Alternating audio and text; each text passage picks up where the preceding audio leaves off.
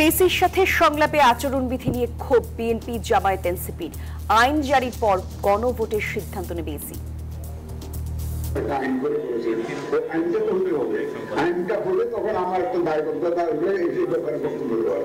আমরা এই দেশে গণতান্ত্রিক প্রক্রিয়াটাকে একটা প্রাতিষ্ঠানিকীকরণ করতে চাই।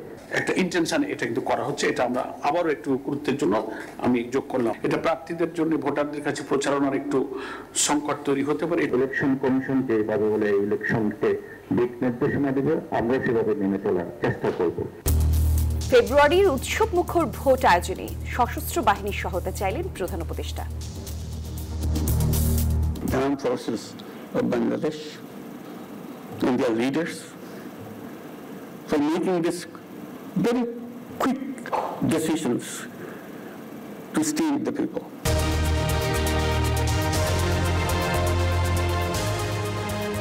আমন্ত্রণ আপনাদের সবাইকে। দেখছিলেন প্রধান শিরোনাম। এছাড়াও থাকছে বিদেশিদের কবজায় চট্টগ্রাম বন্দর, ইজারা নিয়ে গোপন চুক্তির অভিযোগ তুলে ক্ষোভ বিক্ষোভ, জাতীয় স্বার্থ বিপন্ন হওয়ার শঙ্কা বিশ্লেষকদের।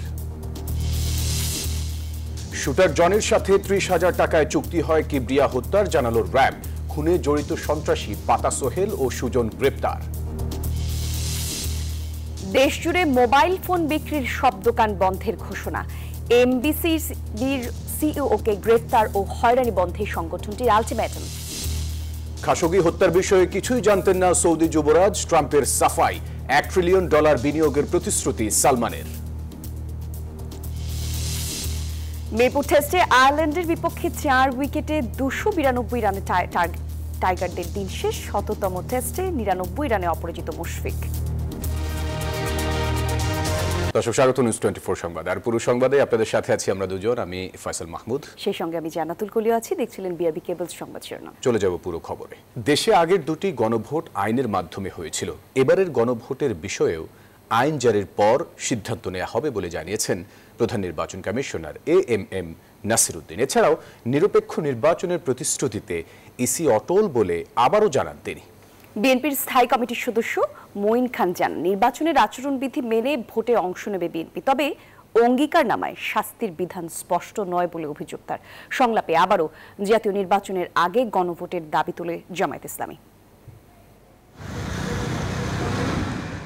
ত্রয়োদশ জাতীয় সংসদ নির্বাচনের সময় ঘনিয়ে এসেছে। ভোটের প্রস্তুতি নিচ্ছে নির্বাচন কমিশন। প্রস্তুতির অংশ হিসেবে শুরু হয়েছে রাজনৈতিক দলগুলোর সাথে ইসির সংলাপ। এই সংলাপের চতুর্থ দিনে অংশ নেয় বিএনপি, জামায়াত ও এনসিপি সহ মোট 13টি দল। বুধবার আগারগাঁওয়ে নির্বাচন কমিশন সচিবালয়ে এই সংলাপ হয়। এনসিপির পক্ষ থেকে নির্বাচনে অপতথ্য ও গুজবের বিরুদ্ধে কঠোর ব্যবস্থা গ্রহণের আহ্বান জানানো হয়। পাসপোর্ট বা এনআইডি যে কোনো একটি দিয়েই প্রবাসী ভোটারদের রেজিস্ট্রেশন করতে দেওয়ার দাবি জানান তারা। সমালোচনাও করেন আচরণবিধির। ইলেকশন কমিশন যেভাবে বলে ইলেকশনকে দিক নির্দেশনা দেবে, আমরা সেভাবে মেনে চলার চেষ্টা করব। শেখ হাসিনাকে এই ফ্যাসিবাদী মসনদ টিকিয়ে রাখতে সহযোগিতা করেছে জাতীয় পার্টি এবং 14 দল, আমরা সবাই জানি। সুতরাং এই দলগুলোকে নিয়ে যদি আপনারা সংলাপ করেন, সেটি আমি মনে করি শহীদের রক্তের সাথে প্রতারণা। এই নির্বাচনের মধ্যে দিয়ে আপনারা এমন একটা প্রতিষ্ঠান হিসেবে ভূমিকা রাখবেন যাতে করে পরবর্তীকালেও সেটা একটা দৃষ্টান্ত এবং অনুসরণযোগ্য একটা জায়গা দাঁড়ায়। জামায়াতে ইসলামের পক্ষ থেকে অভিযোগ করা হয়, উদ্দেশ্য প্রণোদিতভাবে বদলি হচ্ছে। গণভোটের বিষয়ে ইসির পরিষ্কার কোনো দিক নির্দেশনা নেই বলেও অভিযোগ তাদের। নির্বাচনের আগে গণভোটের দাবিও জানান তারা। বিদ্যমান রাষ্ট্র কাঠামোর কি কি পরিবর্তন হলো, কোনটা আমি হ্যাঁ বলবো, সে যদি বুঝতে না পারে তো খা কি বলবে না কি বলবে, তো একই দিনে দুইটা ভোট হলে সে তো বুঝতে পারবে না। বিএনপির পক্ষ থেকে বক্তারা জানান, যত বেশি নিয়ম নীতি হবে সেগুলো লঙ্ঘনের প্রবণতাও বাড়বে। রিটার্নিং ও সহকারী রিটার্নিং কর্মকর্তা ইসির নিজস্ব হলে দেশের রাজনীতিতে গুণগত পরিবর্তন আসবে বলে মনে করেন তিনি। আমাদের প্রার্থী এবং রাজনৈতিক দলসমূহের কি করণীয়? করণীয় তো একটাই, আমরা এই দেশে গণতান্ত্রিক প্রক্রিয়াটাকে প্রাতিষ্ঠানিকীকরণ করতে চাই, একটা সিস্টেমের ভিতরে আনতে চাই। সিসি বলেন, আচরণবিধি পরিপালন ও সকলের সহযোগিতা কামনা করাই সংলাপের মূল উদ্দেশ্য। ভোটার আনতে সহযোগিতা চান রাজনৈতিক দলগুলোর। জানান, গণভোটের বিষয়ে সিদ্ধান্ত নিতে আগে জারি করতে হবে আইন। আইনটা তো হতে হবে, আইনটা হলে তখন আমার একটা দায়বদ্ধতা আসবে এই ব্যাপারে বক্তব্য দেওয়ার। আমি তো এখনো এই ব্যাপারে বক্তব্য দেওয়ার, কিন্তু আপনাদের রাজনৈতিক নেতৃবৃন্দ এই বিষয়ে আমাকে অনেক জিজ্ঞাসা করেন। সকালবেলা অনেকেই এটা নিয়ে অনেক প্রশ্ন উত্থাপন করেছেন, কিভাবে করবেন, কিভাবে তোমরা জবাব দিবে, কয়টা বাক্স করবেন। এগুলো আমি সব আমার চিন্তা, আমাদের এক্সারসাইজ, এগুলো আমরা শুরু করবো আইনটা হওয়ার পরে। ঐকমত্য কমিশনের সিদ্ধান্তের অপেক্ষায় থাকলে অনেক কাজ এগিয়ে নেওয়া সম্ভব হতো না বলেও মন্তব্য করেন তিনি। সিসি জানান, সুষ্ঠু নির্বাচনের জন্য এবার সিসি ক্যামেরার ভূমিকা পালন করবে সাংবাদিক ও পর্যবেক্ষকরা। এছাড়াও ভোটার উপস্থিতি বাড়াতে রাজনৈতিক দলগুলোর সহযোগিতা চান তিনি। অন্তরা বিশ্বাস, নিউজ 24, ঢাকা। এবার জানাবো জেরুসালেম নির্বাচনের পথে।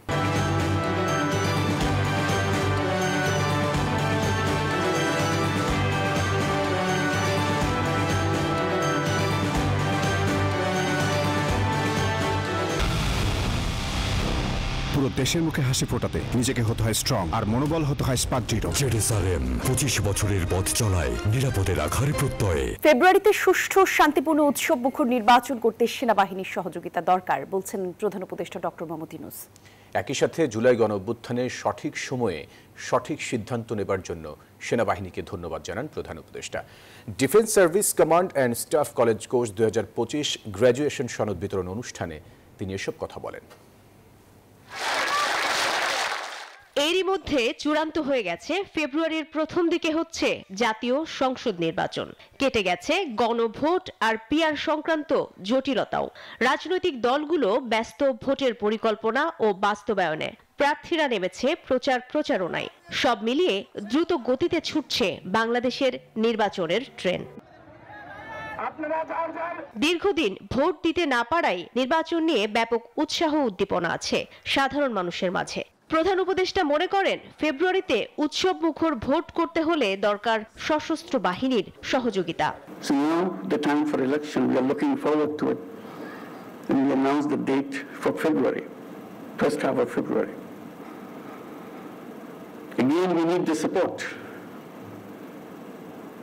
from our armed forces, from our police, law enforcing agencies, all types.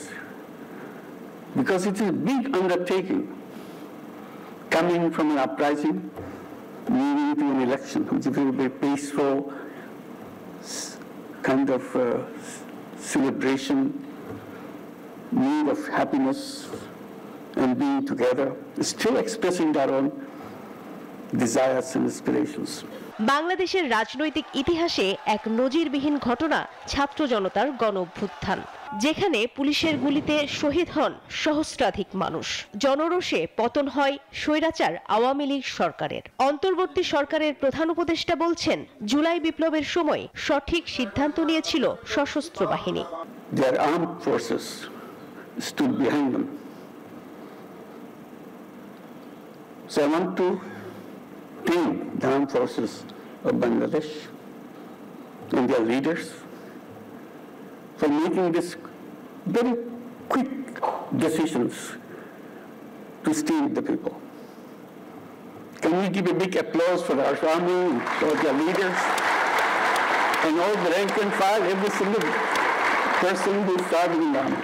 দুপুরে মিরপুর সেনানিবাসের স্টাফ কলেজ অডিটোরিয়ামে কোর্স 2025-এর গ্র্যাজুয়েশন অনুষ্ঠানে যোগ দিয়ে এসব কথা বলেন তিনি। কোর্স সম্পন্ন করা বাংলাদেশ সহ বিভিন্ন দেশের তরুণ সামরিক কর্মকর্তাদের হাতে সনদ তুলে দেন প্রধান উপদেষ্টা। কোর্স সম্পন্নকারী কর্মকর্তাদের জানান, অর্জিত জ্ঞান পেশাগত জীবনে কাজে লাগিয়ে দেশের যে কোনো সংকটে ভূমিকা রাখতে পারবেন তারা। আমি মনে করি 1 বছর আগে আমি যেই স্টেটে ছিলাম, এই কোর্স শেষ হওয়ার পরে আমি অনেক সমৃদ্ধ এবং আমি আরো মোর confident to make a decision more confidently. ভূ রাজনৈতিক পরিবর্তন এবং এর সাথে সংশ্লিষ্ট যে বিষয়গুলো থাকে তার সেই উদ্ভূত পরিস্থিতির সাথে যেন আমরা মোকাবেলা করতে পারি, সেজন্য প্রতি বছরই আমাদের নতুন নতুন সংযোজন হয়ে থাকে।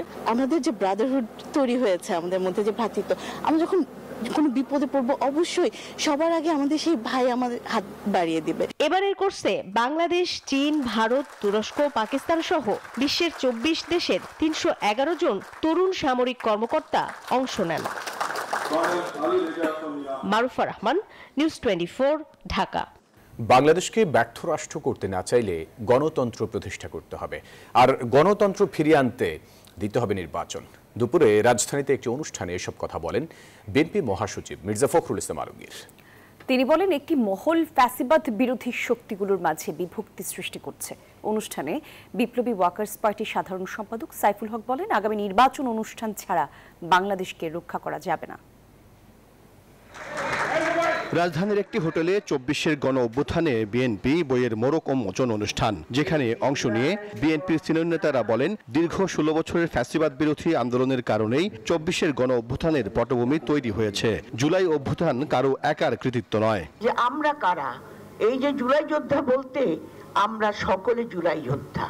অনুষ্ঠানে বিএনপি মহাসচিব মির্জা ফখরুল ইসলাম আলমগীর বলেন, আওয়ামী লীগের অপশাসনের বিরুদ্ধে যে ঐক্য গড়ে উঠেছিল তাতে ফাটল ধরানোর চেষ্টা করছে একটি মহল। আজকে কোন একটা মহল অত্যন্ত সচেতনতার সঙ্গে, অত্যন্ত দ্রুততার সঙ্গে, চালাকির সঙ্গে সেটাকে ভিন্ন খাতে প্রভাবিত করার চেষ্টা করছে কিনা এটা আমাদের দেখা উচিত। এর মধ্যে বিরোধী সৃষ্টি করছে কিনা। শুধু নির্বাচন নয়, বাংলাদেশকে সঠিক পথে ফিরিয়ে আনতে গণতন্ত্র প্রতিষ্ঠা করতে হবে বলেও জানান বিএনপি মহাসচিব।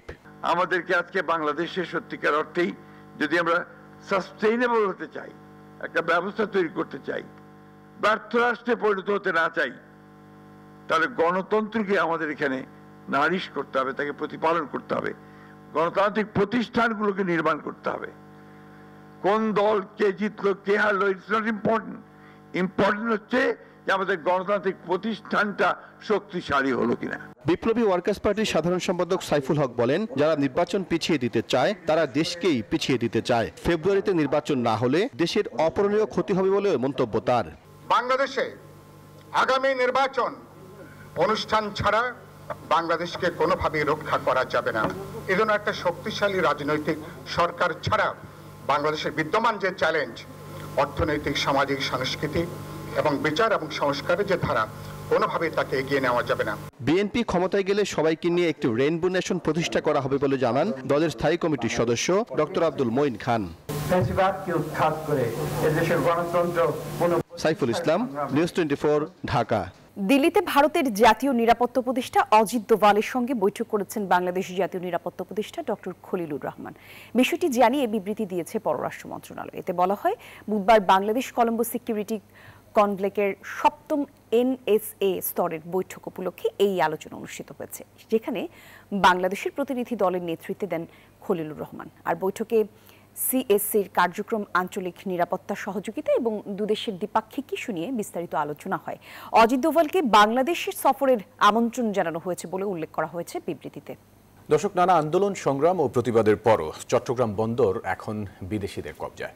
পতেঙ্গা কন্টেইনার টার্মিনালের পর এবার চট্টগ্রামের লালদিয়া ও ঢাকার পানগাঁও টার্মিনাল পরিচালনার চুক্তিও সম্পন্ন হয়েছে বিদেশিদের সাথে।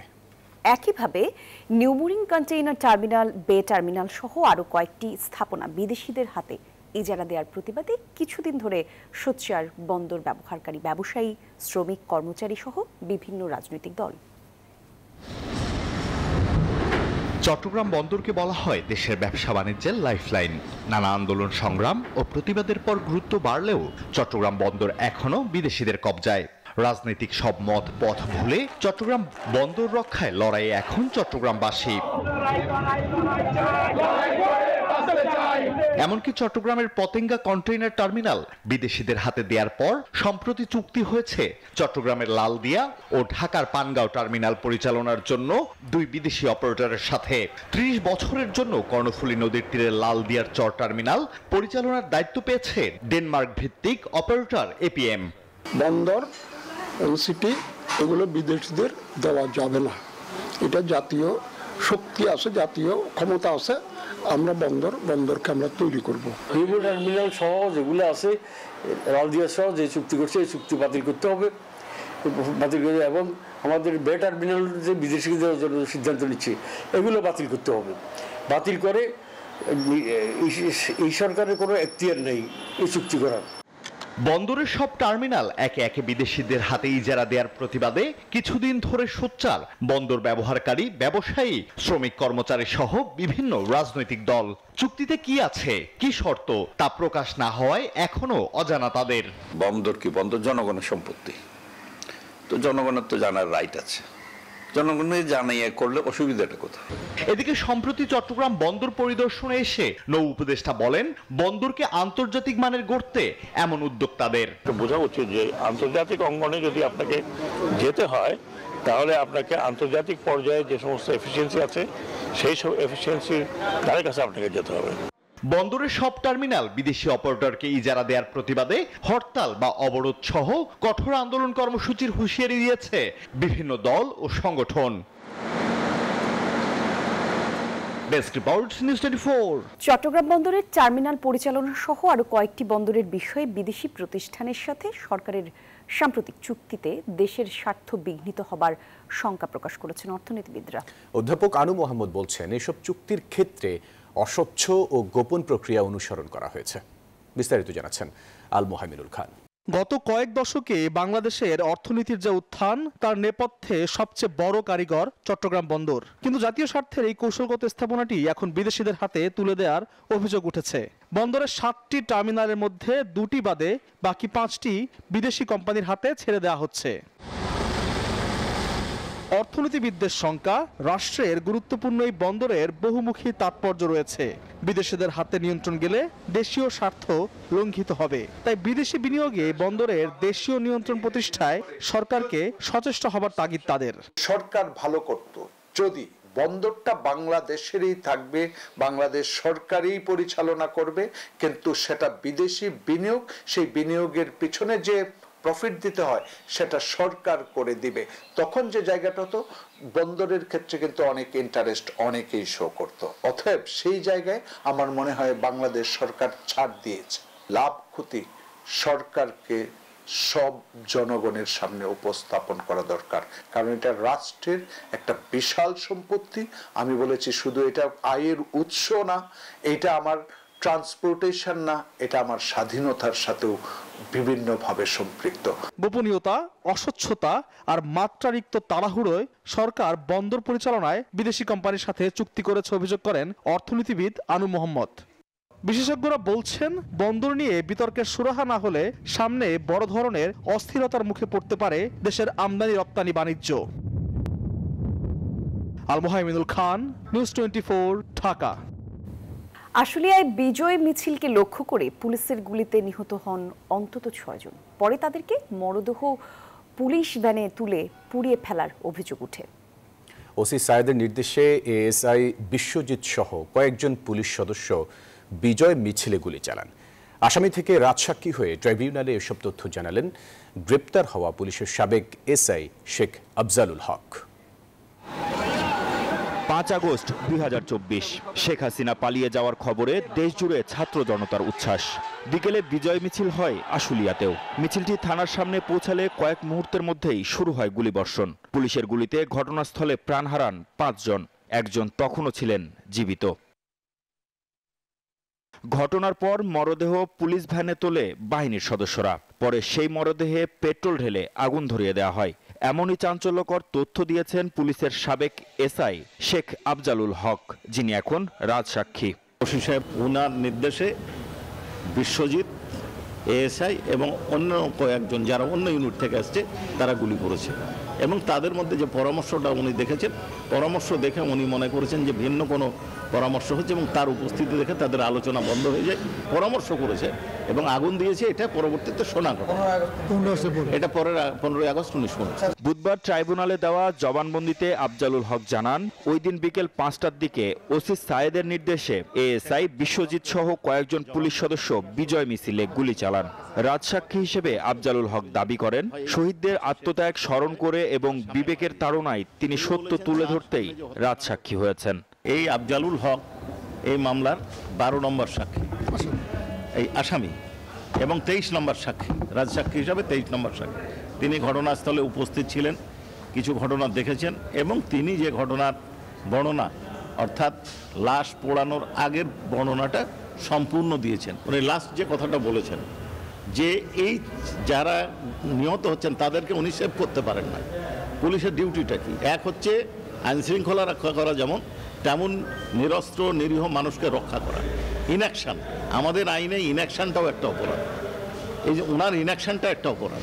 আশুলিয়ায় লাশ পোড়ানোর এ মামলায় আসামি করা হয় সাবেক এমপি সাইফুল ইসলাম সহ 16 জনকে, যাদের মধ্যে গ্রেফতার আছেন 8 জন আর এখন পর্যন্ত সাক্ষ্য দিয়েছেন 23 জন।